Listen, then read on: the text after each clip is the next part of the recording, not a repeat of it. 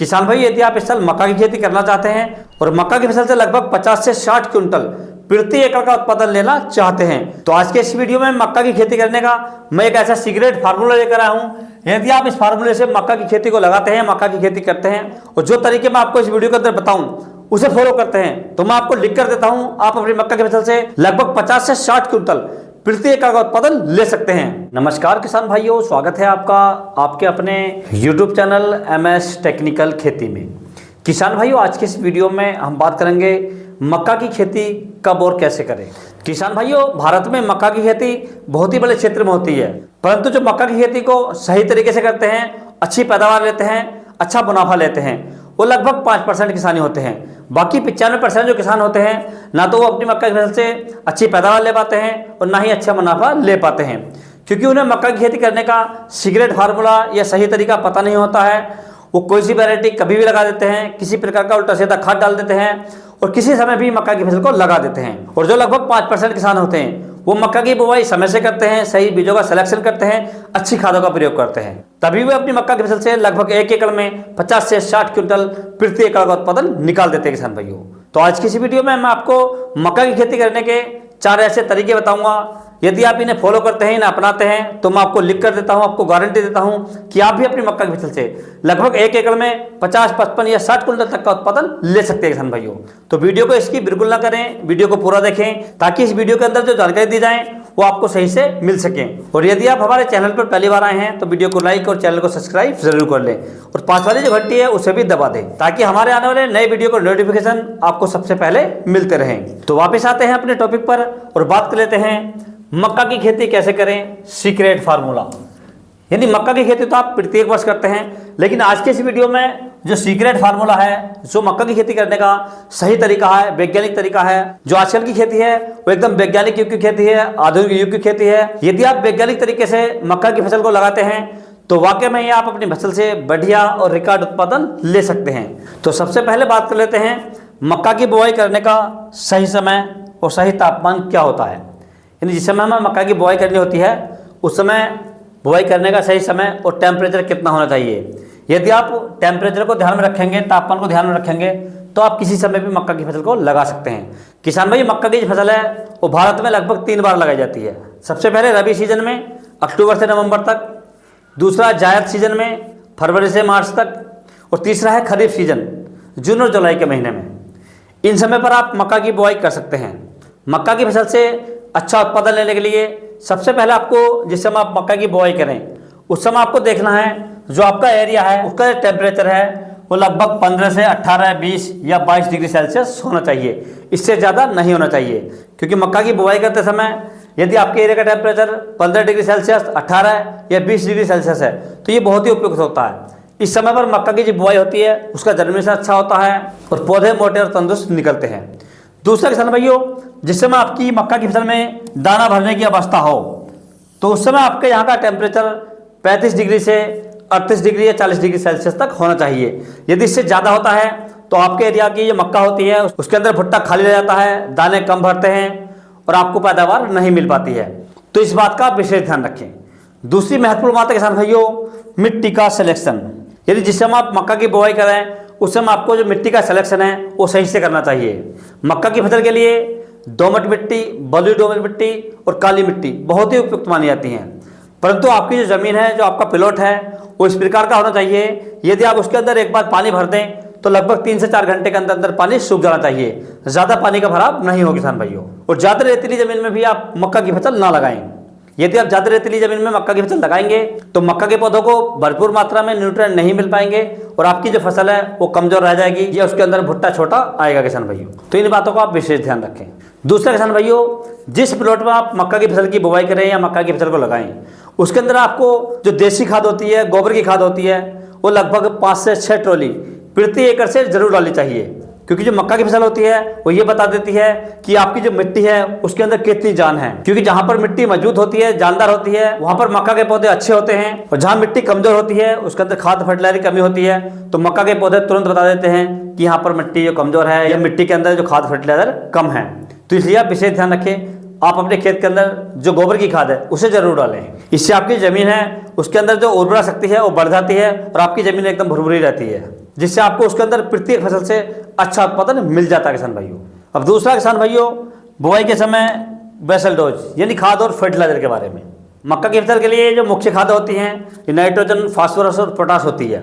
इसके अलावा अन्य तत्वों की भी जरूरत होती है, लेकिन मुख्य जो होते हैं ये 3 होते हैं, नाइट्रोजन, फास्फोरस और पोटाश। यदि आप अपनी मक्का की फसल की बुआई करते समय नाइट्रोजन, फास्फोरस और पोटाश का प्रयोग करते हैं तो आपकी मक्का की फसल का जमाव होगा वो अच्छा होगा, पौधे मोटे रहेंगे, भुट्टा लंबा आएगा, दाने भरपूर भरेंगे, तभी आप अपनी मक्का की फसल से बढ़िया और रिकॉर्ड उत्पादन ले सकते हैं।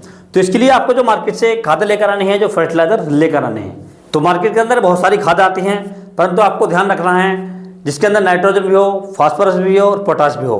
जैसे NPK 12-32-16 आती है, इसके अंदर 12% नाइट्रोजन होती है और 32% फास्फोरस होती है, 16% पोटाश होती है। आप इसका प्रयोग कर सकते हैं। NPK 12-32-16 की यदि मात्रा की बात करें तो आपको लगभग 50 से 60 किलोग्राम प्रति एकड़ लेना है किसान भाइयों। यदि आपको ये खाद नहीं मिलती है या NPK 12-32-16 नहीं मिलता है तो आप NPK 10-26-26 का प्रयोग कर सकते हैं। इसकी मात्रा आपको लगभग 50 से 70 किलोग्राम प्रति एकड़ लेनी है किसान भाइयों। यदि आपको इनमें से कोई सी भी खाद नहीं मिलती है तो आप मिक्स खादों का प्रयोग कर सकते हैं।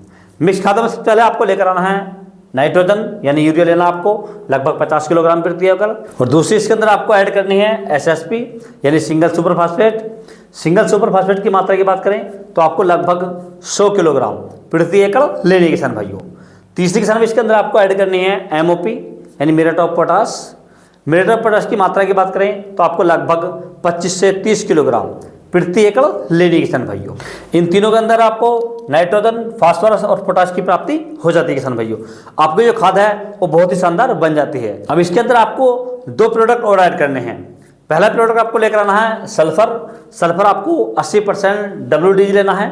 सल्फर की यदि हम डोज की बात करें तो आपको लगभग 3 से 5 किलोग्राम प्रति एकड़ लेना है किसान भाइयों। और दूसरा इसमें ऐड करना आपको एक कीटनाशक, ताकि हमारी फसल के अंदर जो जड़ वाली सुंडी होती है उसका प्रकोप ना हो सके।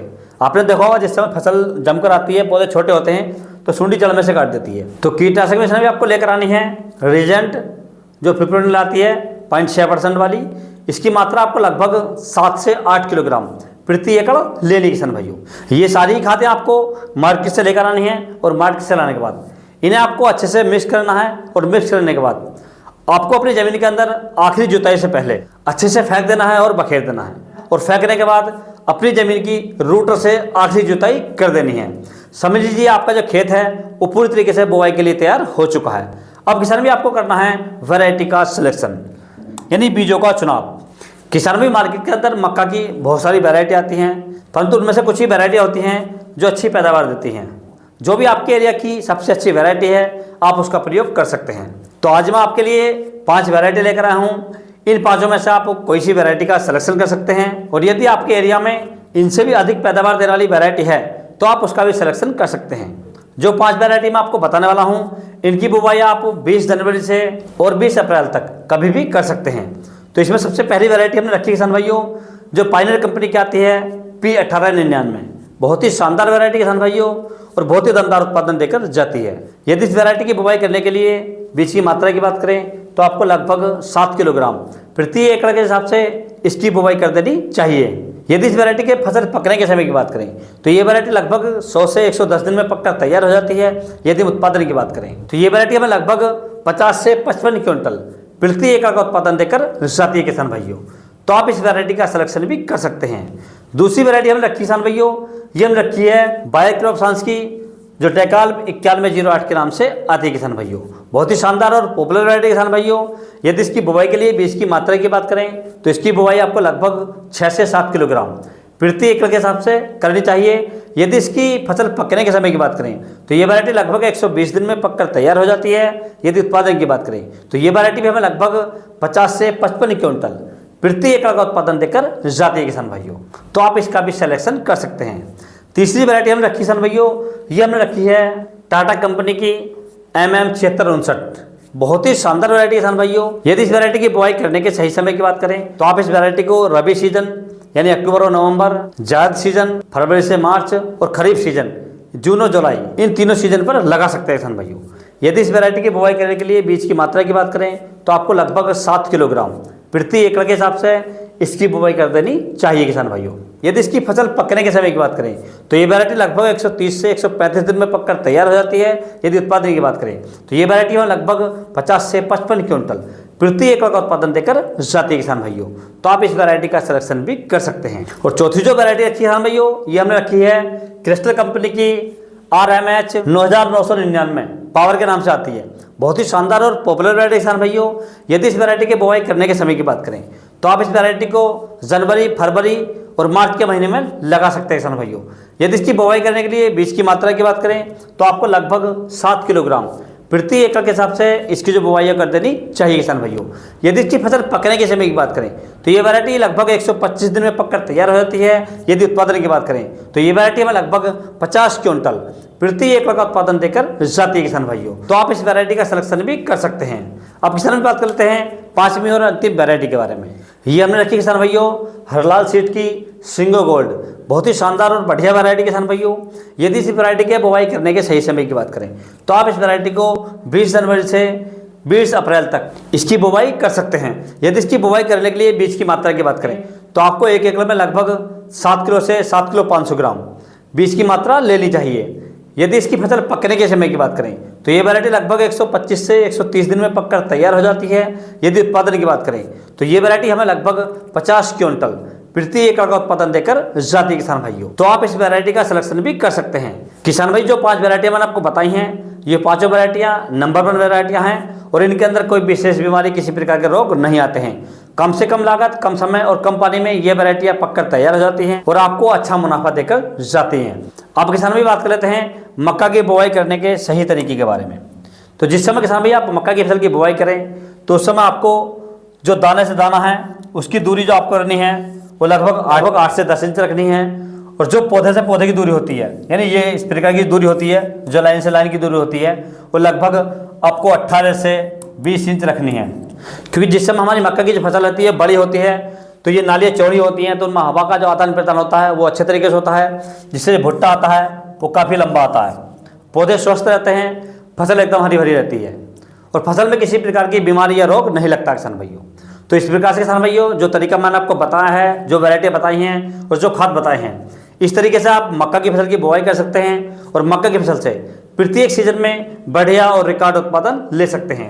यदि किसान भाई आपको किसी अन्य फसल के बारे में कोई जानकारी चाहिए तो आप मुझे कमेंट कर सकते हैं। और यदि मेरे द्वारा दी गई जानकारी आपको अच्छा लगी हो, वीडियो पसंद आया हो तो वीडियो को लाइक करें, शेयर करें और चैनल को जरूर सब्सक्राइब करें। तो मिलते हैं अगले वीडियो में, तब तक के लिए जय हिंद, जय जवान, जय किसान।